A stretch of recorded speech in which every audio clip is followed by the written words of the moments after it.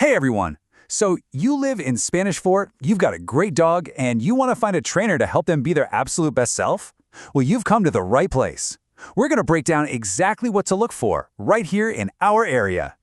You know, living on the Eastern Shore is amazing, right? We've got so many great places to get outside. And really, that's what this is all about, making sure your dog can be a happy, well-behaved part of all those adventures with you. So, let's talk about training for life right here in Spanish Fort. What does that actually mean? Well, it's about getting your dog ready for the real world, so you can enjoy a nice, calm walk on the Eastern Shore Trail or take a trip to Blakely State Park without any stress. And of course, it's about having a dog who's polite when you have friends over. All right, next up, let's decode the different training methods out there. Knowing the basics of how trainers operate is going to make it so much easier to pick one that's a good match for you and your pup. Okay, so the big one you're going to hear about is positive reinforcement. And honestly, it's the gold standard for a reason. It's not complicated, it just means you reward your dog for doing the right thing, using stuff like treats or praise. This creates a dog who actually wants to work with you, instead of one who's just trying to avoid getting in trouble. It's all about building that trust. So you've basically got two main formats to choose from: group classes or private training. Group classes, they're awesome for getting your dog used to being around other dogs and people, which is a huge deal for being out and about. But if you're dealing with specific problems at home, like say your dog goes nuts when the doorbell rings, then private one-on-one training is probably your best bet. All right, this is a big one. How do you know if a trainer really knows their stuff? Look for certifications. Seriously, those letters after their name aren't just for show. They mean the trainer has put in the work, passed exams, and is committed to staying up to date on what actually works in animal behavior. So what are you looking for? Well, something like CPD-TKA is a really common and respected one. It basically means Certified Professional Dog Trainer Knowledge Assessed, or KPA-CTP.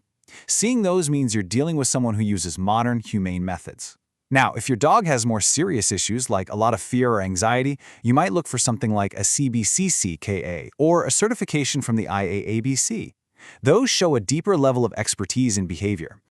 Okay, let's talk money and questions. You gotta know what to expect cost-wise, and you absolutely need to know what to ask before you sign on the dotted line. This is how you make sure you're making the right choice. Here's a rough breakdown of what training costs look like around Spanish Fort. As you can see, a 6-week group class is usually the most budget-friendly option, around $150 to $250.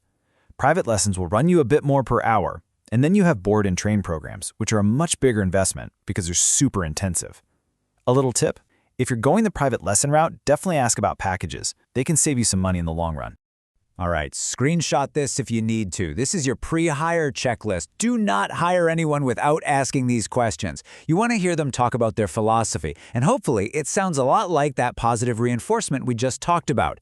Ask them what certifications they have. Ask how they'll tailor the plan for your dog specifically. A real pro will have no problem answering any of these. A good trainer doesn't just teach sit and stay. They help you and your dog thrive right here where you live. So let's quickly go over some of the local rules and, more importantly, some awesome local spots to practice those new skills. Let's talk leashes. 6 feet. That's the magic number. While the rules can vary slightly, the general guideline for Baldwin County is that your dog has to be under your control. A standard 6-foot leash, not one of those retractable ones, is really the best tool for the job. It keeps them safe and keeps you in control. So, just a quick rundown of the must-knows for dog owners around here. First, rabies vaccination. That's state law, no getting around it. Second, your dog needs to be under your control in public. That's about safety for everyone. And third, nuisance barking. Yeah, that's a thing.